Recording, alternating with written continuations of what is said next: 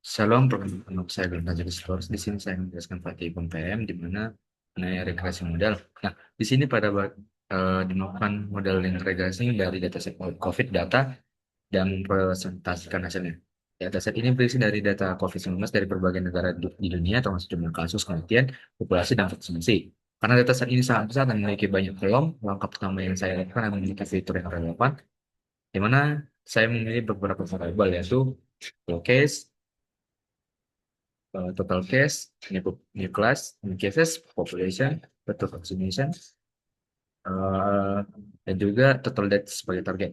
Lalu tujuan modeling ini pada tulis ini memprediksi total deaths yaitu total kematian akibat COVID-19. Nah, pemilihan fitur dilakukan berdasarkan pertimbangan yang logis bahwa jumlah kasus dan populasi berhubungan langsung dengan kematian. Sedangkan vaksinasi ini berpotensi untuk mempengaruhi tingkat fatalitasnya.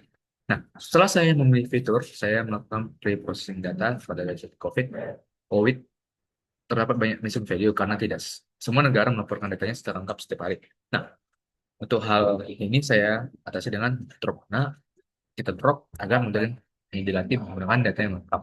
Nah, langkah ini penting karena algoritma regresi linear tidak dapat diproses dengan nilai kosong. Selanjutnya saya membagi data menjadi data training dan data testing dengan perbandingan 80-20.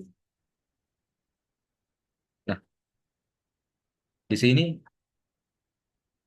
sedang data training untuk melatih model dan testing digunakan untuk mengevaluasi performa model terhadap data yang belum pernah dilihat sebelumnya. Nah, saya menggunakan fungsi trend test split dengan parameter random state agar hasil pembagiannya konsisten. Nah, pada tahap modeling saya menggunakan algoritma linear regresi eh,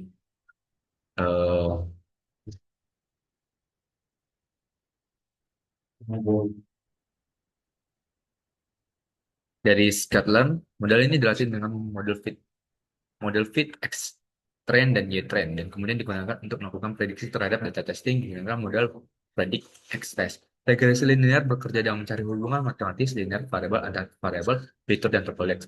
Nah, setelah itu kita evaluasi modelnya. Nah, di sini saya menggunakan dua metode evaluasi. Yang pertama yaitu R kuadrat sama R ataupun R square. Di sini menunjukkan seberapa besar sih pada satu total pengertian yang dapat dijelaskan oleh model. Nah, di sini R kuadrat mendekati satu, maka dapat model dikatakan sangat baik, dan nol berarti model itu kurang mampu menjelaskan variasi data. Nah, negatif berarti model lebih buruk dibandingkan hanya menebak rata-rata. Nah, kedua RMSC ini menunjukkan rata-rata kesalahan dalam prediksi dalam satuan jumlah kemudian. Semakin kecil nilai RMSE, semakin baik. Nah, berdasarkan hasil evaluasi yang saya peroleh di sini, eh, model mampu menjelaskan sebagian variasi total kematian. Namun demikian, hal ini pas diimplementasikan secara kritis. Hubungan antara kasus dan kematian tidak sepenuhnya linear. Banyak faktor lain yang mempengaruhi angka kematian, seperti kualitas sistem kesehatan, usia populasi, kebijakan lockdown, dan serta mutasi virus. Nah, karena model yang digunakan adalah regresi linear sederhana, maka model ini hanya menangkap hubungan linear dasar dan belum tentu mampu mempresentasikan kompleksitas penuh dari dinamika ekonomi. Nah, sebagai pengembangan lebih lanjut, model dapat ditingkatkan dengan menambahkan fitur lain seperti median age atau hospital beds, melakukan normalisasi ataupun scaling, menggunakan non-linear seperti random forest, lalu melakukan analisis berbasis time series. Di sini bisa kita simpulkan, eh, se- eh, selain problem menunjukkan bahwa regresi linear dapat digunakan untuk memprediksi total kematian. Namun, interpretasi harus dilakukan secara hati-hati karena data pandemi memiliki kompleksitas yang tinggi. Sekian dari penjelasan saya. Jika ada kesalahan, saya mohon maaf. Sekian, dan terima kasih.